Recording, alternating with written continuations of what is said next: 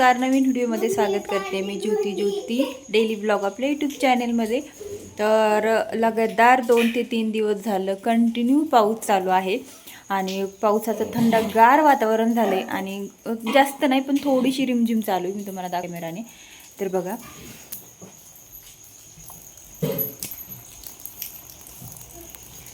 फक्त रिमझिम रिमझिम रिमझिम रिमझिम चालू आहे आणि मस्त असं वातावरण झालेलं आहे आणि कपडे मात्र अजिबात सुकत नाहीत। तर प्रत्येकाची हीच हालत झाली असणार आहे मला माहिती, कारण अजिबात ऊन नाही आहे बाहेर आणि सतत रिमझिम चालू आहे, त्यामुळं मग कपडेसुद्धा वाळत नाही आहेत। थोडेसे पिळायचे आतमध्ये टाकायचे, सुकले तर सुकले।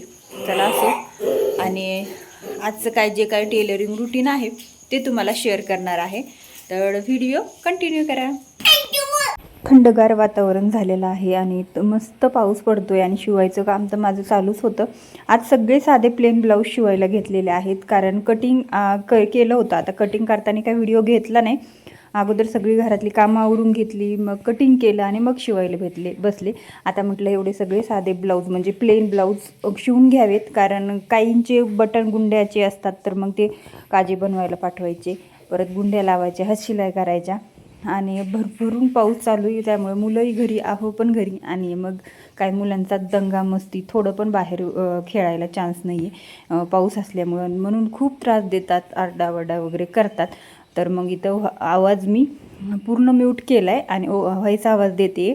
आणि इथं साधं ब्लाऊज शिवायला ना मला खूप जास्त कंटाळा येतो। आता कोणाकोणाला असं होतं कमेंट बॉक्समध्ये नक्की कळवा, कारण साधा ब्लाऊज आहे ना, इतका सुटसुटीत कपडा असतो, काही काही कॉटनचा असेल तर होतं पटकन, पण ज्यावेळेस सुटसुटीत कपडा असेल साध्या ब्लाऊजचा ना, त्यावेळेस तो खूप जास्त त्रास देतो शिवताने। आणि तर माझं तसंच काय चाललं होतं, इथे कपडा मात्र खूप सुटसुटीत होता आणि दुसरे पण 2-3 ब्लाऊज शिवले ना, ते जरासे कॉटनचे होते म्हणून जरा काही वाटलं नाही, पण 2 ब्लाऊज होते ना, तर हे खूप जास्त कपडा असा सुळसुळीत होता।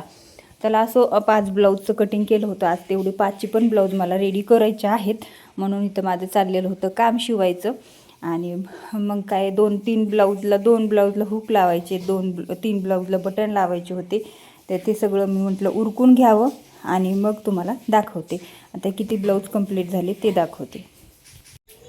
तर बघा आता संध्याकाळचे 7 वाजले, दिवाबत्तीचा टाईम झाला आहे आणि माझे 5 ब्लाऊज कंप्लीट झाले। 3 ब्लाऊज बटन काजे करण्यासाठी बाहेर पाठवलेत आणि 2 ब्लाऊज याला हुक लावायचे, पण अगोदर दिवाबत्ती सगळं आवरी करून घेते आणि मग हुक लावण्यासाठी आणि शिलाई करण्यासाठी बसते। तोपर्यंत काय ते बाहेरून पण आले आणि बटन तर नव्हते लावलेले त्या ब्लाऊजला, पण फक्त काजे बनवून घेऊन आले, कारण फास्टमध्ये पाऊस आला होता त्यामुळं। आणि काही ब्लाऊज पीस दिले होते अस्तर आणण्यासाठी, तर ते पण घेऊन आले। आणि मला ना कमेंटमध्ये आपल्या दुसऱ्या पण चॅनलमध्ये आणि ह्या पण चॅनलवरती 1-2 वेळा एका ताईने विचारलं होतं की ताई तुम्ही काय लिहून ठेवता, तर जे काही मी अस्तर आणलेले असतात किंवा आपले किती कोणत्या ब्लाऊजला अस्तर लागतात, ते अस्तरचं मेजरमेंट मी सगळं लिहून ठेवत असते, कारण आपण महिन्याच्या शेवटी ते अस्तरचा हिशोब आपण करत असतो त्यासाठी।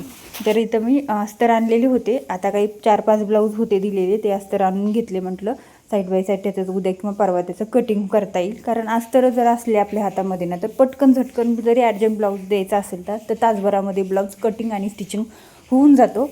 आणि हे सगळं कसं करायचं काय ह्याचा सुद्धा चांगला सेपरेट व्हिडिओ करेल, कारण बऱ्याच ताई म्हणतात की ताई आमचा ब्लाऊज शिवायचा स्पीड वाढत नाही आहे, किंवा कसं शिवायचं काय, या सगळ्या गोष्टी सांगा। तर बघा, छोट्या गोष्टींची अगोदर आपण तयारी करून ठेवली ना, तर ब्लाऊज शिवायचा स्पीड तुमचा अगदी छान पद्धतीने वाढेल। ह्याच्यावरती आपण एक छान व्हिडिओ बनवू आणि आहेत सुद्धा बनवलेले आपल्या दुसऱ्या चॅनलवरती, तो पण नक्की बघा। तर चला, हे सगळं आजचं रुटीन होतं। आजचा व्हिडिओ इतकाच होता, कारण खूप थोडंसं शूट घेतलेलं होतं कामाच्या घाई गडबडीमध्ये, आणि साधी ब्लाऊज शिवायचे म्हटलं ना तर खूप जास्त डोकं खायचे धंदे आहेत। म्हणजे कसं होतं की शिवायचे, त्याला बटन लावायचे, काजे करायचे, परत हुक लावायचे, काही ब्लाऊजला असं हातशिलाई करायच्या।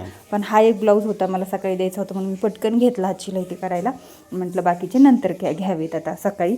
तर खूप कंटाळा होता, स्वयंपाक जेवण वगैरे झालेलं होतं, म्हणून म्हटलं तेवढाच कंप्लीट करून द्यावा। चला, व्हिडिओला लाईक करा, शेअर करा, भेटूया नवीन व्हिडिओमध्ये, तोपर्यंत बाय बाय।